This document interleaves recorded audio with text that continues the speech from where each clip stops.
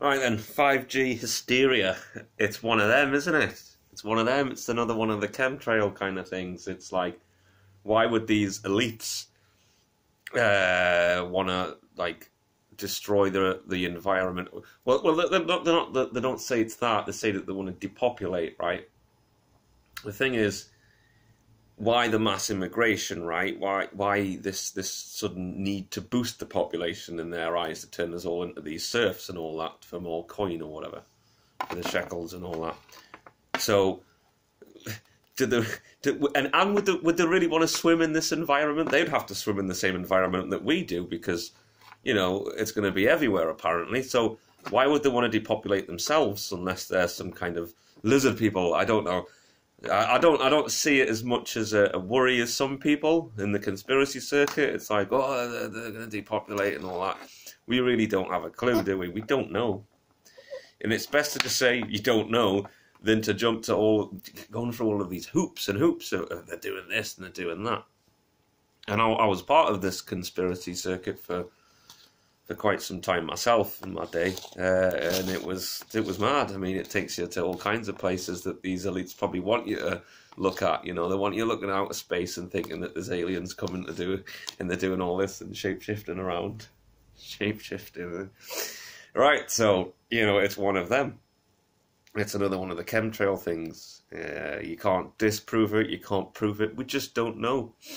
But it's good to, like, or healthy, to look at it from a rational, reasonable, logical standpoint, rather than to just go into the hysteria and the overblown kind of elements of it, because it's very simple to do that, isn't it? You know, I mean, a lot of them people, I don't like to say them people because I was one of them really, but you know that they're chasing ghosts. They still think that the Illuminati's in control and all of this, and that was disbanded a couple of 300 years ago or something. It was Adam Weishaft's thing, wasn't it?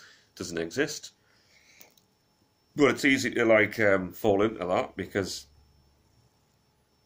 it's almost like a fix-all solution to the problems, that there's an off-world group that are really behind it and all that kind of thing, really. So it's better to just stay with what you can see with your own eyes and what's going on in front of you, rather than getting dragged off into outer space. So 5G, do I worry about it? Not particularly. It's not on it's not in the forefront of my mind. What's in the forefront of my mind is what I can see: demographic kind of replacement, stuff like that. Globalism being formed and national identities being replaced and removed, and freedom of speech going, stuff like that. Authoritarianism. I think this is more. This is where the conspiracy thing kind of leads you eventually, and I think that's where we end up, isn't it? Really, at this point when you grow a bit older. So my advice would be to not get too overblown with the 5G thing. I mean, I don't listen to David Icke anymore. I can't really get my head around him. I did back in the day, but this stuff he says, it's too kumbaya, it's too utopian. It's not really real. It would be nice if the world worked in the way that he wants to portray it, but it just doesn't. Unfortunately, it doesn't. So, you know, I don't really listen to that guy anymore. I'd recommend people just stop fucking bothering with him.